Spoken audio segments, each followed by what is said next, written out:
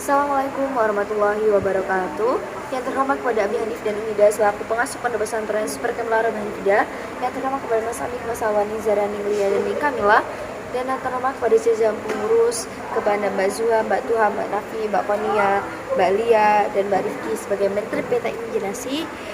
Dan yang terhormat kepada Mr. Adi, Mr. Muniz sebagai Waka, MTS dan MA Al-Quran Lara Hanifida. Dan terhormat kepada orang tua di rumah, semoga sehat selalu. Dan kepada teman-teman saya cintai dan banggakan.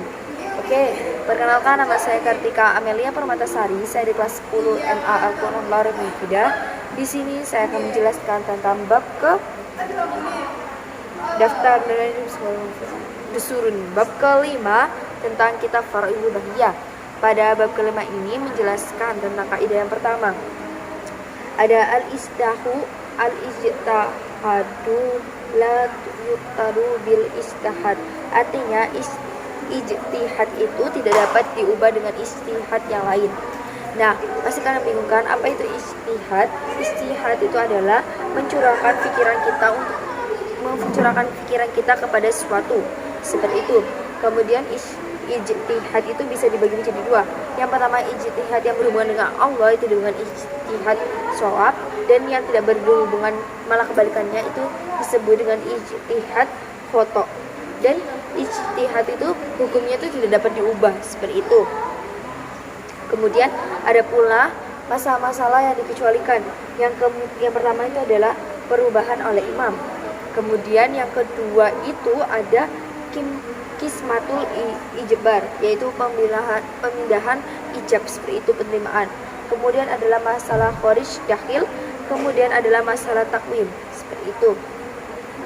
Kemudian pada bab ini jelas menjelaskan adalah keputusan hakim yang batal. Itu yang pertama itu adalah menyimpang dari nas jahil, kemudian dia itu menyimpang kaidah kuliah.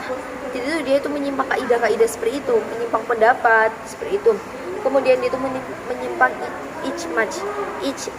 ijma itu adalah menyimpang pendapat kayak gitu.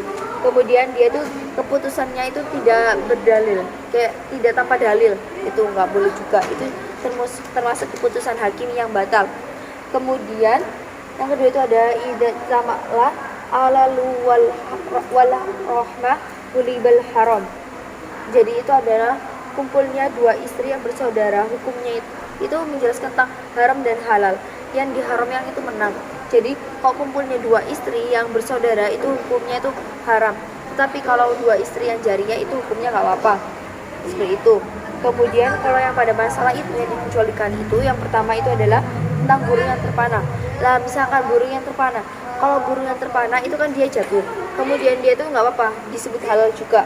Kemudian kambing yang memakan makanan yang haram, tapi dia tuh tetap susu yang dihasilkan tuh susu halal.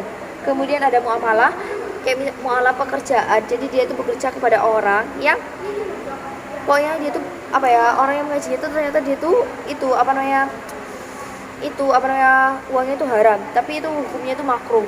Kemudian adalah menerima uang dari raja dengan uang yang haram, itu nggak apa-apa, hukumnya makruh juga. Oke, sekian dari saya, kurang lebih mohon maaf. Wassalamualaikum warahmatullahi wabarakatuh.